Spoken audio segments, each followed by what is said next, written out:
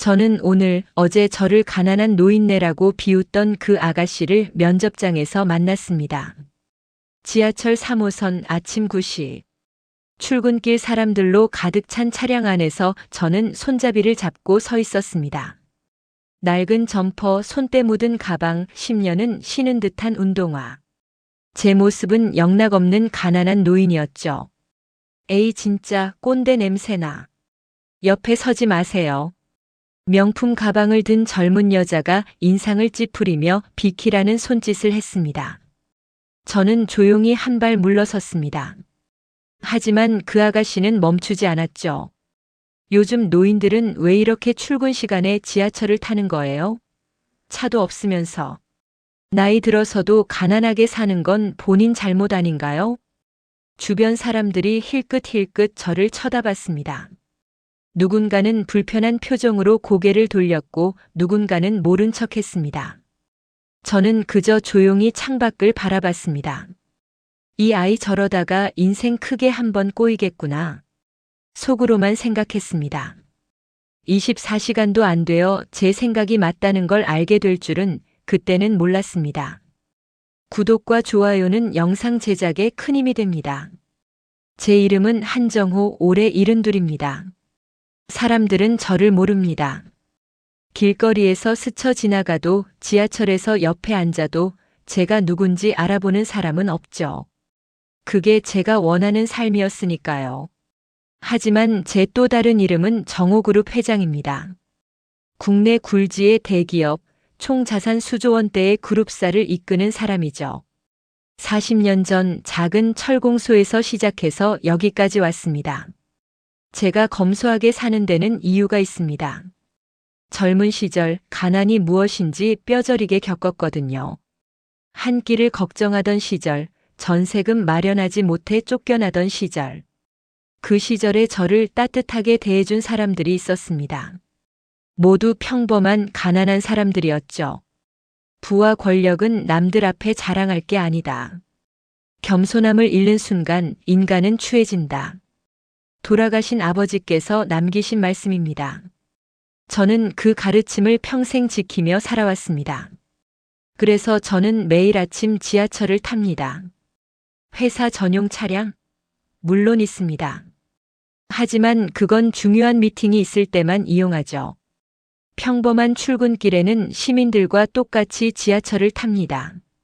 비서실장 박영수는 늘 걱정합니다. 회장님, 만에 하나라도 사고라도 나시면 어쩌시려고요? 제발 차량을. 영수야, 나는 이 나라의 평범한 국민이야. 시민들이 이용하는 교통수단을 왜 내가 이용하면 안 되나? 그리고 이게 훨씬 편해. 교통체증도 없고. 어제도 그랬습니다. 평범한 아침이었죠.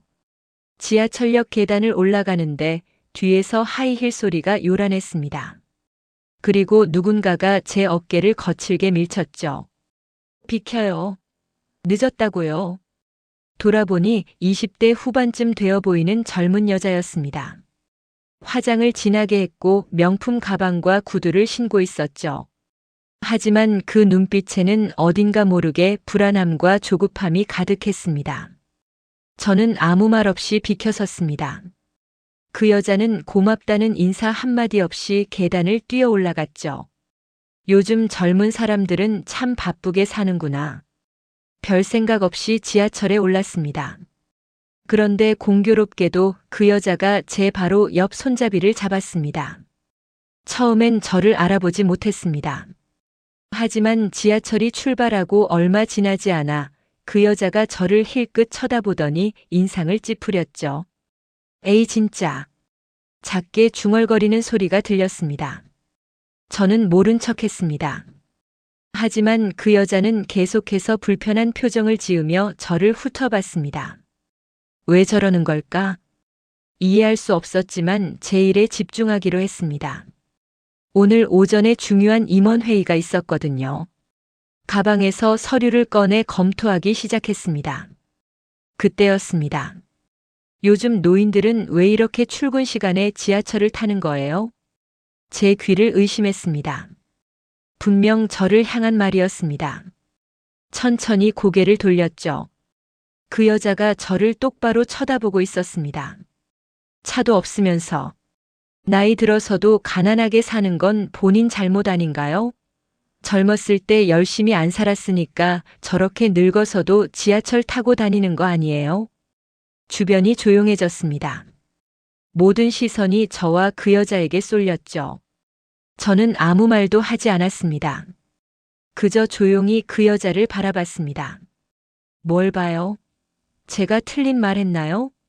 요즘 노인들 무임승차의 젊은 사람들 세금으로 연금 타먹으면서 진짜 부끄러운 줄도 모르고 도끼가 가득한 목소리였습니다.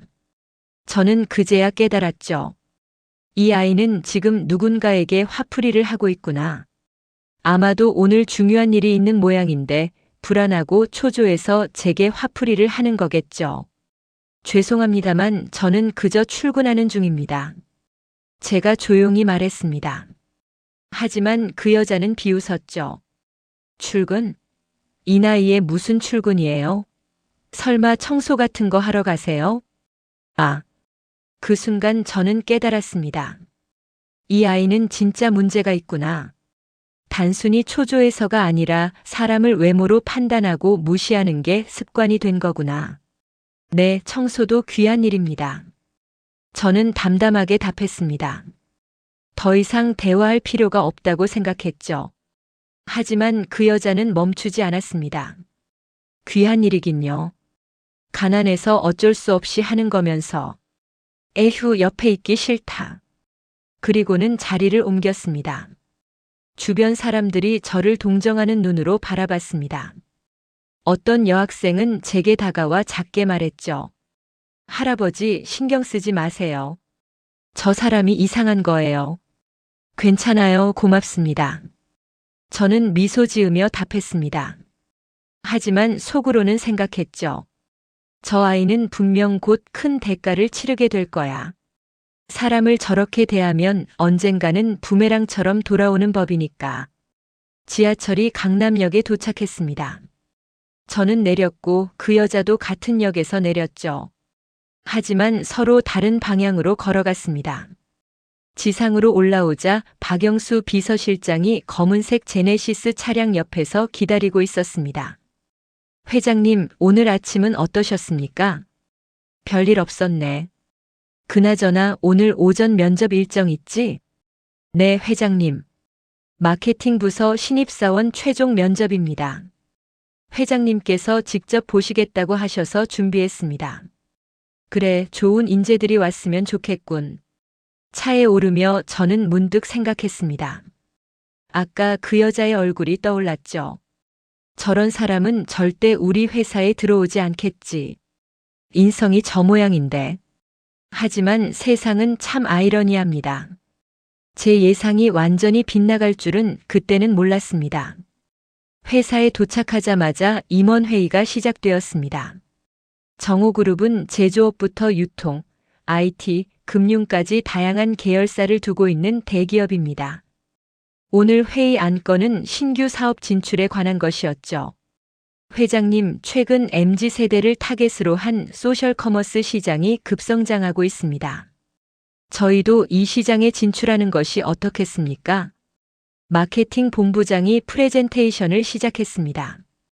저는 자료를 꼼꼼히 살펴봤죠. 좋습니다. 하지만 단순히 유행을 따라가는 게 아니라 우리만의 철학이 담긴 서비스를 만들어야 합니다. MZ세대도 결국은 진정성을 원하니까요. 명심하겠습니다, 회장님. 회의가 끝나고 오전 11시 드디어 면접 시간이 되었습니다. 인사팀장 김민수가 면접 자료를 들고 제 집무실로 들어왔습니다. 회장님, 오늘 최종 면접 대상자는 총 5명입니다. 모두 서류와 1차, 2차 면접을 통과한 우수한 인재들입니다. 그래요, 한 명씩 들어오라고 하세요. 첫 번째 지원자가 들어왔습니다. 반듯한 인상의 남자 지원자였죠. 면접은 순조롭게 진행되었습니다. 두 번째, 세 번째 지원자도 훌륭했습니다. 역시 요즘 젊은 친구들은 똑똑하구만. 네 번째 지원자까지 면접이 끝났습니다. 이제 마지막 한 명만 남았죠. 회장님, 마지막 지원자 들어오겠습니다. 김민수 팀장이 문을 열었습니다. 그리고 한 여자가 들어왔죠. 그 순간 저는 제 눈을 의심했습니다. 저 얼굴은 분명했습니다. 불과 2시간 전 지하철에서 저를 가난한 노인이라며 비웃던 바로 그 여자였습니다. 서윤아. 이름표에 적힌 이름이 눈에 들어왔죠. 서윤아는 제 앞에 서서 인사를 했습니다. 하지만 그 순간 그녀의 얼굴이 사색이 되었습니다. 저를 알아본 거죠. 저기. 그녀의 목소리가 떨렸습니다. 하지만 저는 태연하게 말했습니다. 앉으세요, 서윤아 씨. 예. 그녀는 의자에 앉았지만 온몸이 굳어 있었습니다. 손이 떨리고 있었죠. 저는 그녀의 이력서를 천천히 훑어봤습니다. 서윤아 28세. 명문대 경영학과 졸업. 토익 950점. 자격증도 여러 개. 스펙은 훌륭했습니다. 하지만 저는 이미 알고 있었죠. 스펙이 전부가 아니라는 것을. 서윤아 씨, 긴장하셨나요? 얼굴이 많이 안 좋아 보이는데. 아닙니다. 죄송합니다. 그녀는 식은땀을 흘리며 대답했습니다. 옆에 앉아있던 김민수 팀장이 의아한 표정을 지었죠. 서윤아 씨, 자기소개 부탁드립니다. 제가 말했습니다. 서윤아는 떨리는 목소리로 말하기 시작했죠. 저는 정호그룹의 마케팅 분야에 열정이 있어서 지원하게 되었습니다. 대학 시절 다양한 마케팅 프로젝트를 수행했고, 목소리가 점점 작아졌습니다. 저는 가만히 그녀를 바라봤죠. 서윤아 씨, 우리 회사의 인재상이 무엇인지 아십니까? 저 전문성과 창의성 그리고 인성입니다. 제가 그녀의 말을 끊었습니다. 정호그룹은 인성을 가장 중요하게 생각합니다. 아무리 능력이 뛰어나도 인성이 바르지 못한 사람은 우리 회사에서 일할 수 없습니다. 서윤아의 얼굴이 더욱 창백해졌습니다. 서윤아 씨, 혹시 오늘 아침에 특별한 일이 있으셨습니까? 예. 아니요, 없었습니다. 거짓말이었습니다. 그녀의 눈빛이 흔들리고 있었죠. 저는 더 이상 추궁하지 않았습니다. 대신 몇 가지 질문을 더 던졌죠. 하지만 서윤아는 제대로 대답하지 못했습니다. 완전히 패닉 상태였거든요. 좋습니다. 오늘 면접은 여기까지 하겠습니다. 수고하셨습니다. 감사합니다. 서윤아는 비틀거리며 일어나 밖으로 나갔습니다. 김민수 팀장이 의아한 표정으로 물었죠. 회장님, 저 지원자가 좀 이상했습니다. 서류상으로는 굉장히 우수한 인재인데 면접에서는 완전히 망쳤네요. 그렇군요. 저는 담담하게 답했습니다. 하지만 속으로는 복잡한 심정이었죠. 저 아이가 과연 자신이 한 행동을 깨달을까? 면접이 모두 끝나고 저는 박영수 비서실장을 불렀습니다. 영수야, 오늘 마지막 면접자 서윤아 씨에 대해 자세히 조사해봐. 서윤아 씨요? 무슨 문제라도 있습니까? 확인하고 싶은 게 있어서 그래. 그 친구의 이력, 특히 인성과 관련된 부분을 중점적으로 봐줘. 알겠습니다, 회장님. 박영수가 나가고 저는 혼자 창밖을 바라봤습니다. 사람은 변할 수 있을까? 문득 그런 생각이 들었습니다. 서윤아 같은 사람도 자신의 잘못을 깨닫고 변할 수 있을까? 아니면 평생 그렇게 살아갈까? 저는 잘 모르겠었습니다. 하지만 한 가지는 확실했죠. 오늘 그녀가 받은 충격은 분명 그녀의 인생에 큰 전환점이 될 거라는 것. 다음 날 박영수가 조사 결과를 가지고 왔습니다. 회장님, 서윤아 씨에 대한 조사 결과입니다. 어떤가? 스펙은 정말 훌륭합니다. 하지만 대학 동기들과 이전 직장 동료들에게 평판을 알아봤더니 그리 좋지 않았습니다. 구체적으로 겉모습으로 사람을 판단하고 자신보다 약한 사람들에게는 강하게 나간다고 합니다.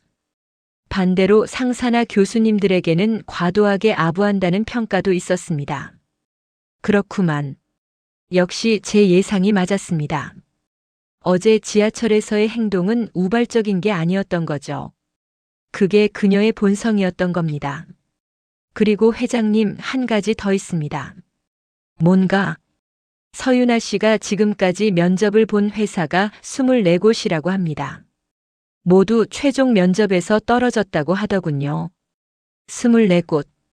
그 많은 회사들이 모두 그녀를 떨어뜨렸다는 건 단순한 우연이 아니었습니다. 분명 면접 과정에서 그녀의 진짜 모습이 드러났던 거겠죠.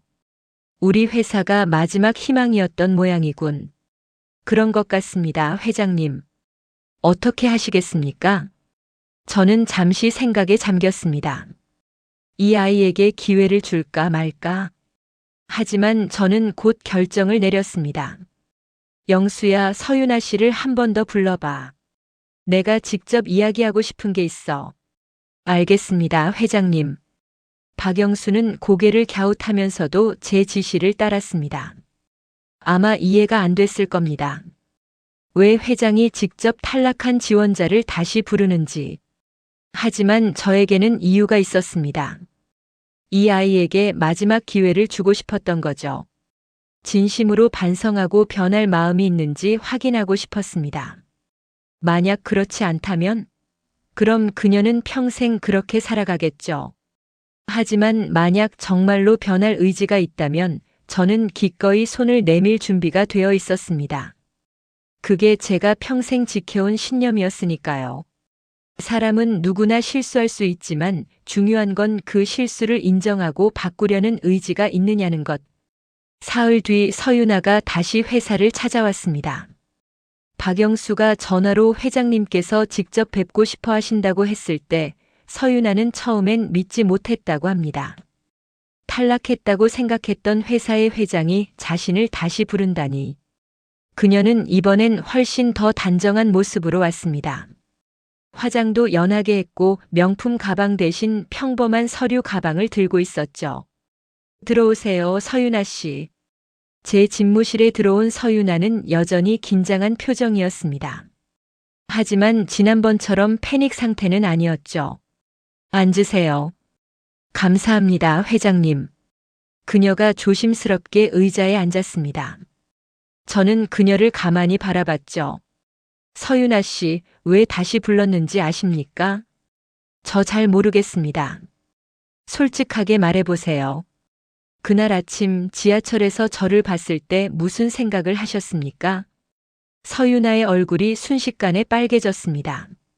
죄송합니다. 죄송하다는 말을 듣고 싶어서 부른 게 아닙니다. 왜 그렇게 행동했는지 물어본 겁니다. 제 목소리가 조금 차가워졌습니다. 서윤아는 고개를 숙인 채 한참을 말하지 못했죠. 저는 그날 너무 초조했습니다. 초조했다고요? 네. 24군데 회사 면접을 다 떨어졌습니다. 정호그룹이 제 마지막 기회였어요. 그런데 그날 아침 늦잠을 자서 면접 시간에 늦을까봐 너무 불안했습니다. 그래서 저한테 화풀이를 한 겁니까? 서윤아는 말을 잇지 못했습니다. 저는 계속해서 물었죠. 서윤아 씨, 제가 가난하게 보였습니까? 죄송합니다. 대답해 보세요. 제가 가난하게 보였느냐고 물어본 겁니다. 네, 솔직히 그렇습니다. 그녀가 떨리는 목소리로 대답했습니다. 그래서 함부로 대해도 된다고 생각한 거군요. 아닙니다. 그게 아니라. 그럼 뭡니까? 가난해 보이는 노인은 무시해도 되고 대기업 회장이면 존중해야 한다는 겁니까? 제 목소리가 높아졌습니다. 평소에 저답지 않게 감정이 격해졌죠. 서윤아 씨, 당신은 지금 자신이 뭘 잘못했는지 정말 알고 있습니까? 알고 있습니다. 제가 회장님을. 아닙니다. 제가 그녀의 말을 끊었습니다. 당신의 잘못은 저를 무시한 게 아닙니다. 당신의 진짜 잘못은 사람을 겉모습으로 판단했다는 겁니다. 만약 제가 정말 가난한 노인이었다면 그럼 그렇게 대해도 되는 겁니까? 서윤아는 아무 말도 하지 못했습니다. 당신이 그날 지하철에서 한 말 기억합니까? 나이 들어서도 가난하게 사는 건 본인 잘못이라고 했죠. 정말 그렇게 생각합니까? 저는 그때 제 정신이 아니었습니다. 제 정신이 아니었을 때 나오는 말이 진심입니다. 서윤아 씨. 저는 자리에서 일어나 창가로 걸어갔습니다. 제가 젊었을 때 얘기를 해드리죠. 저는 23세 결혼했습니다. 아내는 임신 중이었고 저는 철공소에서 일용직으로 일했죠. 하루 벌어 하루 먹고 살았습니다. 서윤아가 조용히 제 말을 듣고 있었습니다. 어느 겨울날 아내가 쓰러졌습니다. 임신 중독증이었죠. 병원비가 없었습니다. 저는 온갖 곳을 뛰어다니며 돈을 빌렸지만 아무도 가난한 저에게 돈을 빌려주지 않았습니다. 제 목소리가 떨렸습니다. 50년이 지난 지금도 그날의 기억은 생생했으니까요. 결국 한 노인분께서 저를 도와주셨습니다. 당신보다 더 가난하게 사시는 폐지 줍는 할머니였죠. 그분이 평생 모은 돈 80만 원을 저에게 건네주시면서 말씀하셨습니다. 젊은이, 사람은 가난해도 마음만은 부자로 살아야 한다네. 저는 돌아서서 서윤아를 똑바로 바라봤습니다. 그분 덕분에 제 아내와 아이를 살릴 수 있었습니다. 그때 저는 맹세했습니다. 절대 사람을 겉모습으로 판단하지 않겠다고. 그리고 제가 성공하면 그분 같은 마음을 가진 사람이 되겠다고. 서윤아의 눈에 눈물이 고였습니다. 서윤아 씨, 당신은 그날 지하철에서 한 명의 가난한 노인을 무시한 게 아닙니다. 당신은 이 세상 모든 힘없고 가난한 사람들을 무시한 겁니다. 그게 당신의 진짜 문제입니다. 죄송합니다. 정말 죄송합니다. 서윤아가 눈물을 흘리며 고개를 숙였습니다. 하지만 저는 멈추지 않았습니다. 죄송하다는 말은 쉽습니다. 중요한 건 진짜 변할 의지가 있느냐는 거죠. 서윤아 씨, 당신은 24군데 회사에서 떨어졌다고 했습니다. 왜 떨어졌을까요? 실력이 부족해서일까요? 아닙니다. 당신의 스펙은 훌륭합니다. 문제는 인성입니다. 면접관들이 당신의 진짜 모습을 봤던 겁니다. 서윤아의 얼굴이 창백해졌습니다. 저희 인사팀에서 조사했습니다. 당신의 대학 동기들, 이전 직장 동료들 모두 같은 말을 하더군요. 당신이 겉모습으로 사람을 판단하고 약자에게는 강하고 강자에게는 약하다고. 그건 부정하지 마세요. 사실이지 않습니까? 서윤아는 더 이상 변명하지 못했습니다. 그저 고개를 숙인 채 눈물만 흘렸죠. 저는 한숨을 쉬며 다시 자리에 앉았습니다. 서윤아 씨, 제가 당신을 다시 부른 이유는 마지막 기회를 주고 싶어서입니다. 하지만 그건 당신이 진심으로 변할 의지가 있을 때만 가능합니다. 저 변하고 싶습니다. 정말입니다. 말만으론 안 됩니다. 행동으로 보여줘야죠. 저는 책상 서랍에서 한 장의 명함을 꺼냈습니다. 여기 희망의 집이라는 곳이 있습니다. 독거노인분들을 돕는 자원봉사센터입니다. 3개월간 이곳에서 매주 토요일, 일요일에 봉사활동을 하세요. 봉사활동이요? 네. 청소도 하고 식사 준비도 하고 어르신들 말벗도 되어드리는 겁니다. 3개월 뒤 센터장님께 당신의 평가서를 받아오세요.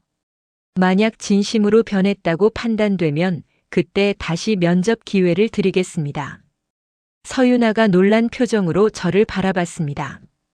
정말입니까? 네. 하지만 조건이 있습니다. 그곳에서 제가 누군지 절대 밝히지 마세요. 그리고 특별 대우 같은 것도 기대하지 마세요. 진짜 봉사활동을 하는 겁니다. 알겠습니다. 꼭 하겠습니다. 서윤아의 눈빛이 달라졌습니다.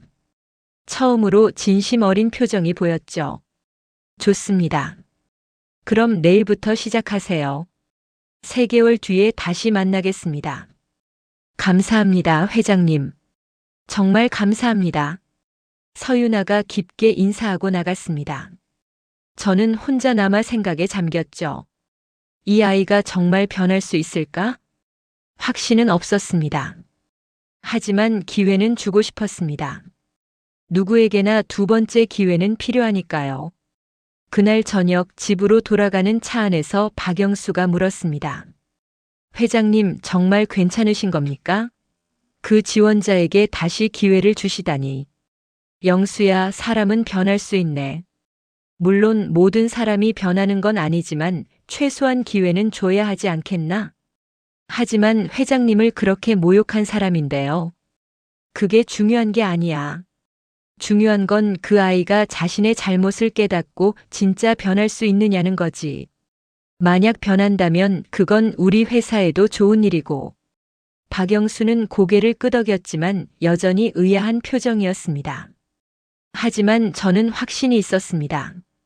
서윤아에게 필요한 건 처벌이 아니라 깨달음이었습니다. 그리고 그 깨달음은 직접 경험을 통해서만 얻을 수 있는 거죠. 3개월이 흘렀습니다. 그동안 저는 서윤아에 대해 일체 언급하지 않았습니다. 하지만 마음 한편으로는 궁금했죠. 그 아이가 정말 봉사활동을 하고 있을까? 중간에 포기하지는 않았을까? 어느 토요일 오후 저는 개인적으로 희망의 집을 방문하기로 했습니다. 박영수에게도 말하지 않고 혼자 조용히 갔죠. 희망의 집은 서울 외곽의 작은 건물이었습니다. 1층은 식당과 공동공간, 2층은 독거노인분들의 방이었죠. 저는 평소처럼 낡은 점퍼를 입고 들어갔습니다. 안으로 들어서자 따뜻한 공기와 함께 음식 냄새가 났습니다. 어서 오세요. 어르신 처음 오시는 건가요? 센터장으로 보이는 50대 여성이 반갑게 맞아주었습니다. 네, 구경 좀 하려고요. 봉사활동도 하고 싶어서 왔습니다. 아이고, 고맙습니다. 요즘 젊은 봉사자들이 많이 와주셔서 큰 힘이 됩니다. 안으로 들어가 보세요. 저는 천천히 안으로 걸어 들어갔습니다. 식당에는 어르신들이 모여 계셨고 몇 명의 젊은 봉사자들이 식사 준비를 하고 있었죠. 그리고 그곳에서 서윤아를 봤습니다. 그녀는 앞치마를 두르고 국을 퍼서 어르신들께 나눠드리고 있었습니다. 화장기 없는 얼굴, 단정하게 묶은 머리, 편한 운동복 차림. 처음 봤던 그 오만한 모습은 온데간데 없었습니다. 할머니, 국 한 그릇 더 드릴까요? 아이고, 고맙다, 고마워. 우리 유나야 참 착하네. 에이, 제가 착하긴요. 더 잘해드려야죠. 서윤아의 목소리에서 진심이 느껴졌습니다. 저는 조용히 구석 자리에 앉아 그 모습을 지켜봤죠. 식사가 끝나고 서윤아는 설거지를 시작했습니다. 다른 봉사자와 함께 큰 그릇들을 열심히 닦았죠. 그 모습이 어찌나 열심히 하던지 땀이 날 정도였습니다. 유나야, 잠깐 쉬었다 해. 센터장이 말했지만 서윤아는 고개를 저었습니다. 괜찮아요, 센터장님. 다 끝내고 쉴게요. 설거지가 끝나자 서윤아는 2층으로 올라갔습니다. 저는 몰래 뒤를 따라갔죠. 2층에는 거동이 불편하신 할머니 한 분이 계셨습니다. 서윤아는 그 할머니 방에 들어가 이불을 정리하고 방 청소를 시작했습니다. 할머니, 오늘 기분은 어떠세요? 아이고, 우리 유나가 왔구나. 할매는 늘 똑같지 뭐. 그래도 오늘은 날씨가 좋으니까 기분이 좋으시잖아요. 서윤아가 활짝 웃으며 말했습니다. 그 웃음은 진짜였습니다. 3개월 전 지하철에서 봤던 차갑고 오만한 웃음이 아니었죠. 유나야, 너 참 착한 아이야. 할매가 평생 살면서 너처럼 착한 아이는 처음 봐. 할머니, 제가 착한 게 아니에요. 오히려 제가 할머니들한테 배우는 게 많아요. 배워? 뭘 배워? 진짜 중요한 게 뭔지요. 저는 그동안 너무 겉모습만 보고 살았어요. 사람들을 돈으로, 지위로, 외모로 판단했죠. 그게 얼마나 잘못된 건지 여기 와서 깨달았어요. 할머니가 서윤아의 손을 잡았습니다. 착한 아이야. 그걸 깨달은 게 대단한 거야. 사람은 늙어서도 그걸 모르는 사람이 많단다. 저는 복도에서 그 대화를 들으며 미소 지었습니다. 서윤아는 정말 변한 것 같았습니다. 청소가 끝나고 서윤아는 할머니께 책을 읽어드렸습니다. 할머니는 눈이 잘 안 보이셔서 책을 읽지 못하셨거든요. 1시간쯤 지났을까요? 서윤아가 할머니 방에서 나왔습니다. 그리고 복도에서 저와 마주쳤죠. 어머! 서윤아가 깜짝 놀라 뒤로 물러섰습니다. 저를 알아본 겁니다. 회 회장님. 쉿. 저는 손가락을 입에 대며 조용히 하라는 신호를 보냈습니다. 밖에서 이야기합시다. 우리는 건물 밖 작은 벤치에 앉았습니다. 서윤아는 여전히 놀란 표정이었죠. 회장님, 언제부터 여기 계셨어요? 오늘 처음 왔네. 자네가 어떻게 지내는지 궁금해서. 아, 그러셨군요. 서윤아의 얼굴이 빨개졌습니다. 잘하고 있더군, 서윤아 씨. 감사합니다. 하지만 저는 아직 멀었어요. 왜 그렇게 생각하나? 처음 여기 왔을 때 솔직히 말하면 그냥 3개월만 버티면 된다고 생각했어요. 회장님께 잘 보이려고 하는 거라고 생각했죠. 서윤아가 솔직하게 말했습니다. 하지만 시간이 지날수록 깨달았어요. 제가 얼마나 교만하고 못된 사람이었는지. 할머니, 할아버지들은 가진 게 없어도 마음이 따뜻하세요. 저보다 훨씬 부자세요.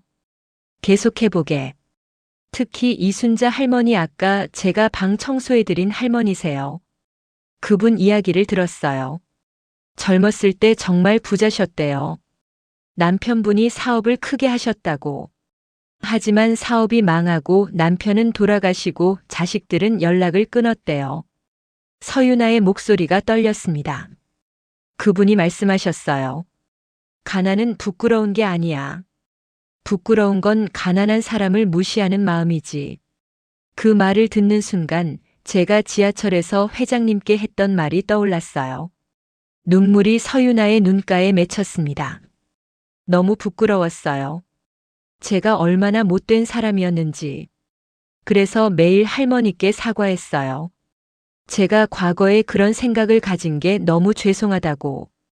그래서 할머니가 말씀하셨어요. 내가 그걸 깨달았다면 이제 진짜 어른이 된 거야 라고. 그 말에 정말 많이 울었어요. 저는 고개를 끄덕였습니다. 서윤아 씨, 자네는 진짜 변했네. 그게 느껴져. 정말요? 그래. 사람이 변하는 건 쉽지 않지. 하지만 자네는 해냈어. 서윤아가 환하게 웃었습니다.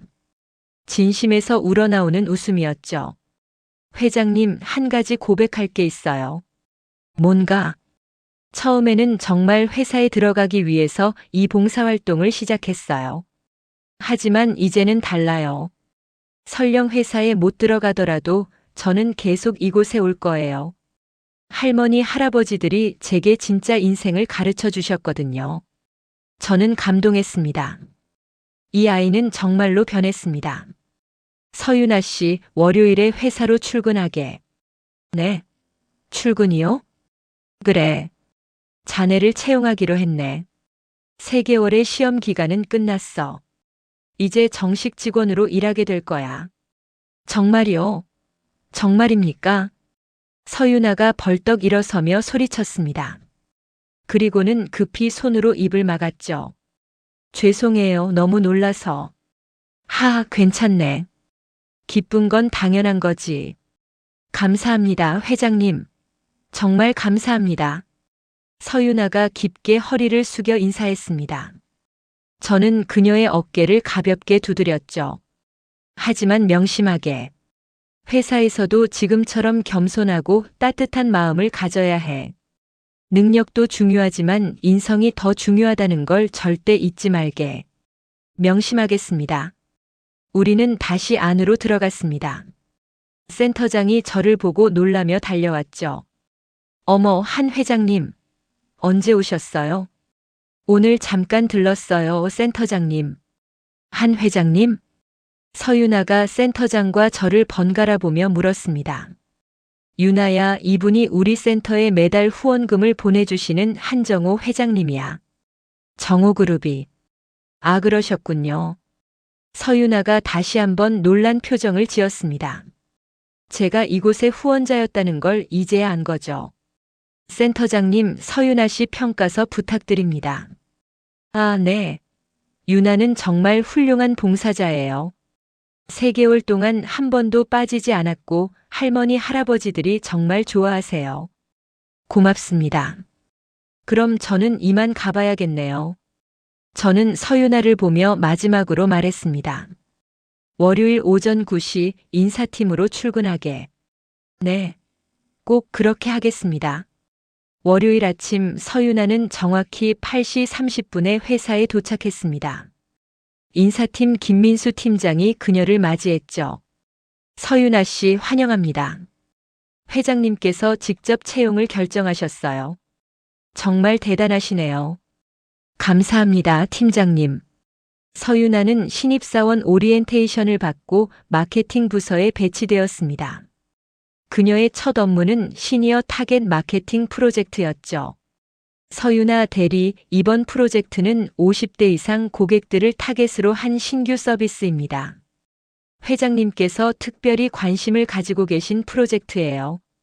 마케팅팀 박진수 부장이 설명했습니다. 최선을 다하겠습니다. 서윤아는 열정적으로 업무에 임했습니다. 그녀는 희망의 집에서 만난 어르신들을 떠올리며 기획안을 작성했죠. 할머니, 할아버지들이 정말 원하는 게 뭘까? 단순히 마케팅 전략이 아니라 진심으로 시니어 고객들을 이해하려고 노력했습니다. 2주 뒤 프로젝트 중간 발표가 있었습니다. 회장인 저도 참석했죠. 여러 팀원들이 발표를 했지만 가장 눈에 띈 건 서윤아의 발표였습니다. 시니어 고객들에게 필요한 건 단순한 제품이 아닙니다. 그분들은 존중받기를 원하십니다. 서윤아가 자신감 있게 말했습니다. 저는 지난 3개월간 독거노인 센터에서 봉사활동을 했습니다. 그곳에서 깨달은 게 있습니다. 시니어분들은 노인 취급받는 걸 싫어하세요. 그분들도 젊은이들처럼 트렌드를 따라가고 싶어 하시고 새로운 것을 배우고 싶어 하십니다. 회의실이 조용해졌습니다. 모두가 집중해서 듣고 있었죠. 그래서 저는 제안합니다. 시니어를 위한 서비스가 아니라 모든 세대를 위한 서비스를 만들자고요. 단지 시니어분들도 쉽게 이용할 수 있도록 디자인하는 겁니다. 구체적으로 설명해 보시겠습니까? 제가 물었습니다. 예, 회장님. 예를 들어 폰트 크기를 키우되 디자인은 세련되게 유지하는 겁니다. 그리고 음성 안내 기능을 추가하되 그걸 노인용 기능이라고 명시하지 않는 거죠. 모두에게 유용한 기능으로 만드는 겁니다. 좋습니다. 계속하세요. 그리고 가장 중요한 건 시니어 고객들을 마케팅 모델로 직접 활용하는 겁니다. 광고에 젊은 모델만 쓰지 말고 실제 시니어 고객들의 리뷰와 사용 후기를 전면에 내세우는 거죠. 박진수 부장이 고개를 끄덕였습니다. 흥미로운 아이디어네요. 하지만 그렇게 하면 젊은 고객들이 떠나갈 위험은 없을까요? 오히려 반대입니다, 부장님. 서윤아가 자신 있게 답했습니다. 요즘 MZ세대는 진정성을 중요하게 여깁니다. 시니어를 존중하는 브랜드 이미지는 오히려 젊은 고객들에게도 긍정적으로 작용할 겁니다. 저는 감탄했습니다. 3개월 전에 서윤아라면 절대 이런 발표를 하지 못했을 겁니다. 하지만 지금의 그녀는 달랐죠. 서윤아 대리 훌륭한 발표였습니다. 이 프로젝트의 팀장을 맡아보시겠습니까? 네. 저요?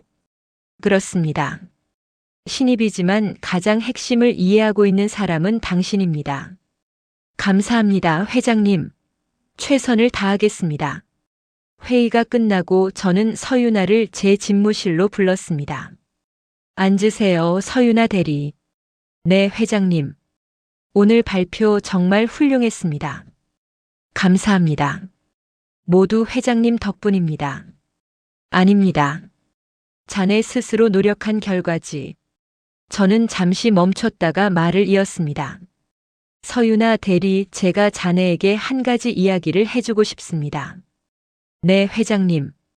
사실 제가 자네를 다시 부른 건 단순히 기회를 주고 싶어서가 아니었습니다. 서유나가 긴장한 표정으로 저를 바라봤습니다. 제게는 딸이 하나 있었습니다. 자네와 비슷한 나이였죠. 있었다고요? 네.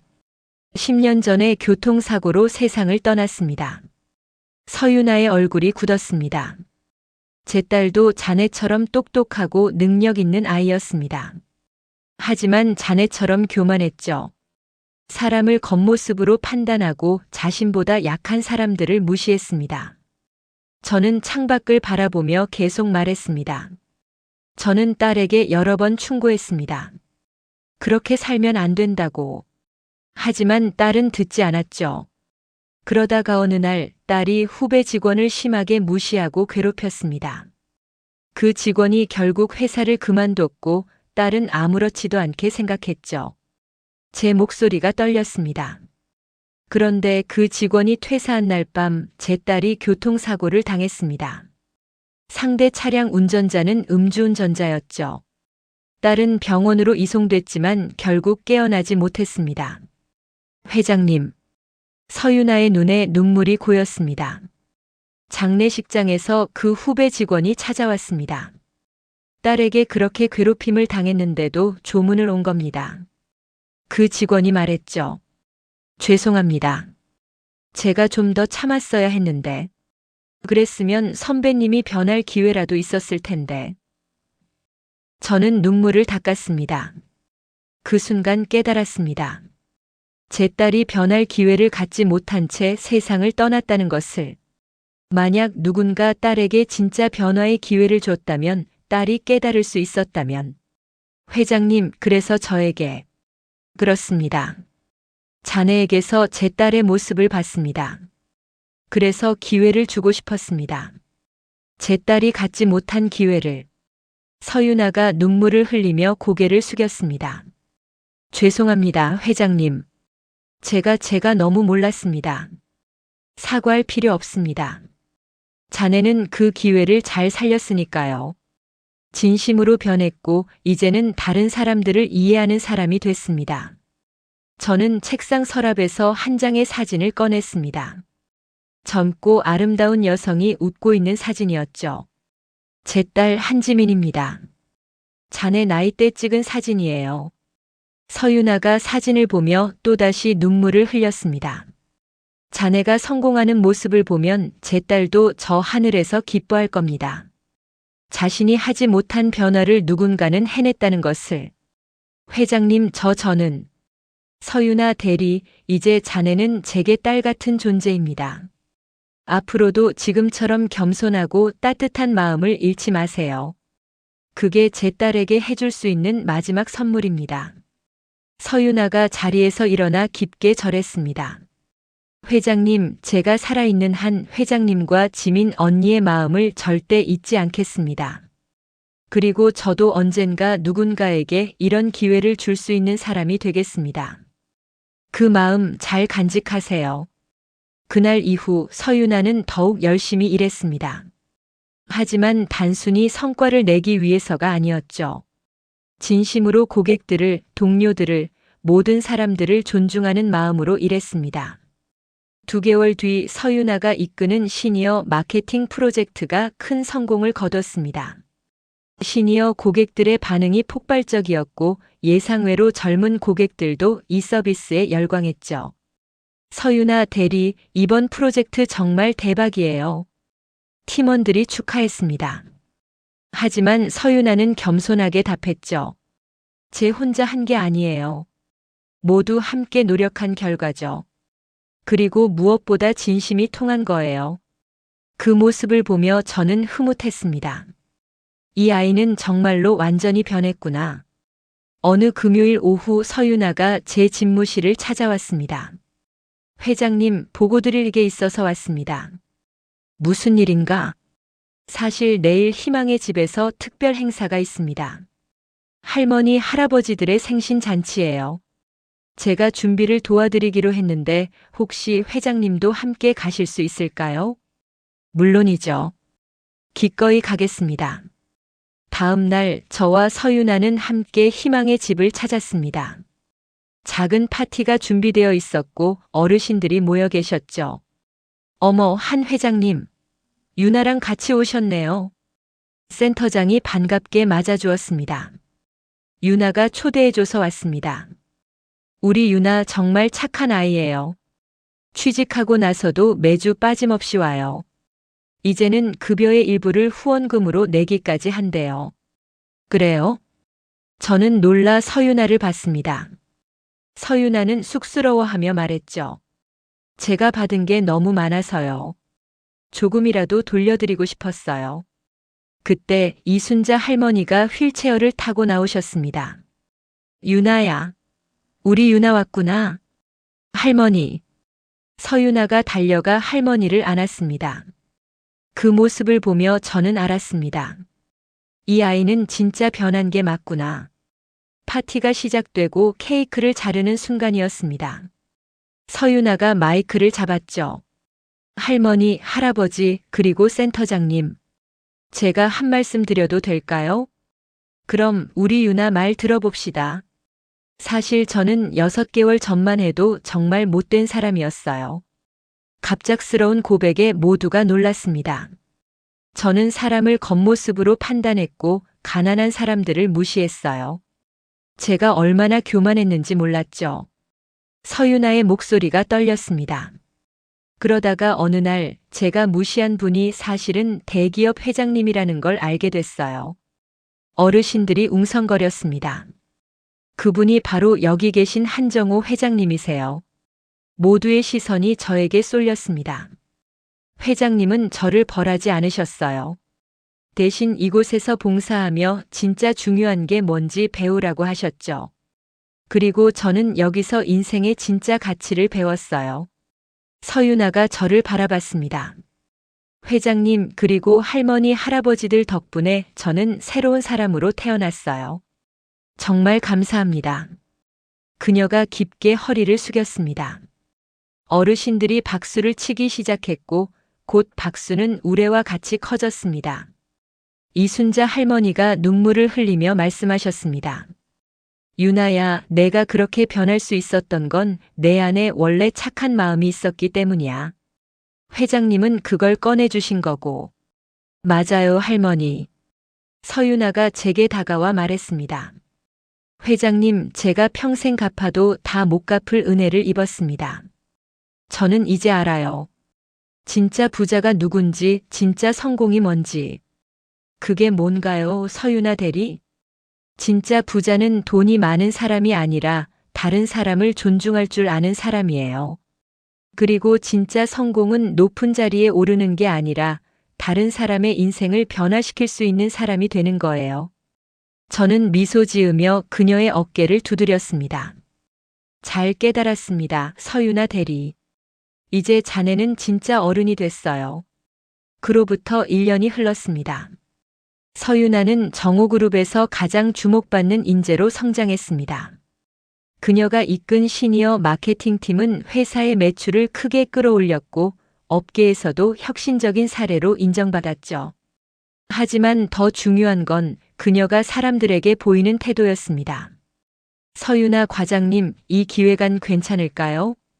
신입사원이 조심스럽게 물었습니다. 서윤아는 따뜻하게 웃으며 답했죠. 좋아요. 여기 이 부분은 좀 더 구체적으로 풀어보면 어떨까요? 제가 도와드릴게요. 감사합니다, 과장님. 그 모습을 보던 박진수 부장이 저에게 말했습니다. 회장님, 서윤아 과장 정말 대단합니다. 실력도 뛰어나지만 후배들을 대하는 태도가 정말 훌륭해요. 신입사원들이 모두 서윤아 과장을 따르더라고요. 그렇군요. 다행입니다. 회장님께서 어떻게 저런 인재를 발굴하셨는지 궁금합니다. 발굴한 게 아닙니다. 그 친구 스스로 변한 거죠. 어느 날 서윤아가 새로운 프로젝트 제안서를 들고 제 집무실을 찾아왔습니다. 회장님, 제2의 희망 프로젝트를 시작하고 싶습니다. 제2의 희망? 네. 취업에 어려움을 겪는 청년들에게 봉사활동 기회를 제공하는 프로그램이에요. 저처럼 인성이 부족한 청년들에게 진짜 가치를 배울 기회를 주는 거죠. 저는 제안서를 꼼꼼히 읽어봤습니다. 좋습니다. 진행하세요. 정말요? 감사합니다, 회장님. 하지만 조건이 있습니다. 네, 말씀하세요. 이 프로젝트의 총책임자는 자네가 맡으세요. 그리고 회사 예산과는 별개로 제 개인 재산에서 초기 자금을 지원하겠습니다. 회장님, 그건 너무 큰 은혜입니다. 은혜가 아닙니다. 투자입니다. 자네 같은 청년들이 많아지면 이 사회가 더 따뜻해질 테니까요. 6개월 뒤 제2의 희망 프로젝트가 시작되었습니다. 첫 참가자는 10명의 청년들이었죠. 모두 취업에 실패하고 방황하던 아이들이었습니다. 서윤아는 자신의 경험을 솔직하게 그들에게 들려줬습니다. 저는 1년 반 전 지하철에서 한 노인분을 무시했어요. 가난해 보인다고, 초라해 보인다고. 그런데 그분이 바로 우리 회장님이셨죠. 청년들이 놀란 표정으로 그녀를 바라봤습니다. 그때 저는 망했다고 생각했어요. 하지만 회장님은 저를 벌하지 않으셨어요. 대신 변할 기회를 주셨죠. 그리고 그 기회 덕분에 저는 완전히 다른 사람이 됐어요. 한 청년이 손을 들었습니다. 과장님, 근데 정말 사람이 변할 수 있나요? 저는 제 성격이 타고난 거라고 생각하는데요. 변할 수 있어요. 제가 그 증거예요. 서윤아가 확신에 찬 목소리로 답했습니다. 하지만 변하려면 먼저 자신의 문제를 인정해야 해요. 그리고 진심으로 변하고 싶다는 의지가 있어야죠. 여러분이 이 프로그램에 참여한 건 이미 변화의 첫걸음을 뗀 거예요. 프로그램은 큰 성공을 거뒀습니다. 10명의 청년 중 8명이 취업에 성공했고 무엇보다 그들의 인성이 크게 달라졌다는 평가를 받았죠. 한 청년은 이렇게 말했습니다. 저는 그동안 세상이 불공평하다고만 생각했어요. 제가 못난 게 아니라 세상이 잘못됐다고. 하지만 봉사활동을 하면서 깨달았어요. 제가 먼저 변해야 세상도 변한다는 걸. 그 말을 들으며 저는 뿌듯했습니다. 서윤아가 받은 은혜를 다시 다른 사람들에게 나눠주고 있구나. 2년째 되던 해 서윤아는 차장으로 승진했습니다. 하지만 그녀는 여전히 매주 희망의 집을 찾았고 제2의 희망 프로젝트를 확대해 나갔습니다. 어느 겨울날 저는 또다시 지하철을 탔습니다. 여전히 낡은 점퍼를 입고 평범한 출근길이었죠. 지하철 안에서 한 젊은 여성이 노인분께 자리를 양보하는 모습이 보였습니다. 세상이 조금씩 변하고 있구나. 그때 누군가 제 옆에 섰습니다. 서윤아였죠. 회장님, 회장님도 지하철 타세요? 하하, 서윤아 차장. 나는 늘 지하철 타네. 저도 요즘 지하철 자주 타요. 회장님 영향이에요. 우리는 나란히 서서 출근했습니다. 2년 전 이 지하철에서 모든 게 시작되었죠. 그때는 상상도 못했습니다. 저를 무시하던 그 아가씨가 이렇게 변할 줄은. 서윤아 차장, 요즘 어때요? 행복합니다, 회장님. 진짜로요. 행복하다니 좋은 말이네. 예전에는 돈이 많으면 행복한 줄 알았어요. 높은 자리에 오르면 성공인 줄 알았고요. 하지만 지금은 알아요. 진짜 행복은 누군가를 도울 수 있을 때, 누군가의 인생에 긍정적인 영향을 줄 수 있을 때 오는 거더라고요. 저는 고개를 끄덕였습니다. 잘 깨달았어요. 그게 바로 제가 평생 추구해온 가치입니다. 지하철이 회사 근처 역에 도착했습니다. 우리는 함께 내렸죠. 회장님, 오늘 오후에 신규 프로젝트 보고 있습니다. 꼭 참석해 주세요. 물론이죠. 기대하겠습니다.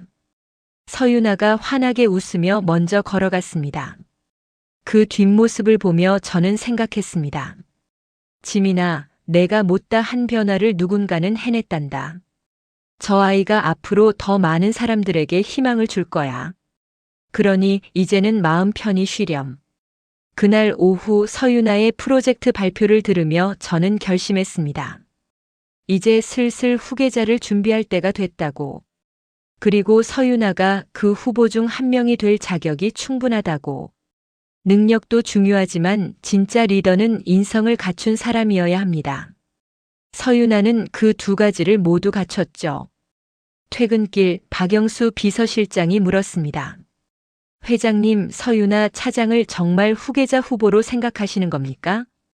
그렇네. 왜 이상한가? 아닙니다. 다만 신입으로 들어온 지 2년밖에 안 됐는데. 영수야, 경력이 중요한 게 아니야. 그 사람의 본질이 중요한 거지. 서윤아 차장은 실패를 통해 배웠고 진심으로 변했어. 그런 사람이 진짜 리더가 될 수 있네. 명심하겠습니다, 회장님. 집에 도착해 저는 딸 지민의 사진을 바라봤습니다. 지민아, 아빠가 내가 하지 못한 일을 대신 해주고 있단다. 한 아이에게 변화의 기회를 줬고 그 아이는 이제 다른 사람들에게 희망을 주고 있어. 내가 변할 기회를 갖지 못한 게 늘 아빠의 후회였는데 이제는 조금 마음이 편안해졌어. 사진 속 딸이 웃고 있는 것 같았습니다. 사람을 판단하는 데는 30초면 충분하다고 말합니다. 하지만 사람을 이해하는 데는 평생이 걸립니다. 그날 지하철에서 저는 한 아가씨에게 무시당했습니다. 가난한 노인이라고, 초라하다고, 인생의 실패자라고. 하지만 저는 그 아이를 벌하지 않았습니다. 왜냐하면 저도 알고 있었으니까요. 사람은 완벽하지 않다는 것을, 누구나 실수할 수 있다는 것을, 중요한 건 그 실수를 인정하고 변할 의지가 있느냐는 겁니다. 서윤아는 변했습니다. 3개월간의 봉사활동을 통해 진짜 가치가 무엇인지 깨달았죠. 그리고 이제는 그 배움을 다른 사람들에게 나눠주고 있습니다. 겉모습으로 사람을 판단하지 마세요. 명품 가방을 들고 있다고 그 사람이 부자는 아닙니다. 낡은 옷을 입고 있다고 그 사람이 가난한 것도 아닙니다. 진짜 부자는 다른 사람을 존중할 줄 아는 사람입니다. 진짜 성공은 높은 자리에 오르는 게 아니라 다른 사람의 인생에 긍정적인 영향을 줄 수 있는 사람이 되는 겁니다. 그리고 기억하세요. 누구에게나 두 번째 기회는 필요합니다. 실수했다고 해서 그 사람의 인생이 끝나는 건 아닙니다. 진심으로 반성하고 변하려는 의지가 있다면 기꺼이 손을 내밀어 주세요. 그것이 우리가 사는 세상을 조금 더 따뜻하게 만드는 방법입니다. 저는 한정호 72세. 오늘도 지하철을 타고 출근합니다. 그리고 주변 사람들을 따뜻한 눈으로 바라봅니다. 누가 알겠습니까? 오늘 제 옆에 앉은 그 청년이 내일은 세상을 변화시킬 리더가 될지. 겉모습이 아니라 본질을 보세요. 그것이 제가 평생 지켜온 신념이고 앞으로도 지켜갈 가치입니다. 당신도 오늘 누군가에게 두 번째 기회를 줄 수 있기를 바랍니다. 그 작은 선택이 한 사람의 인생을 그리고 세상을 변화시킬 수 있으니까요.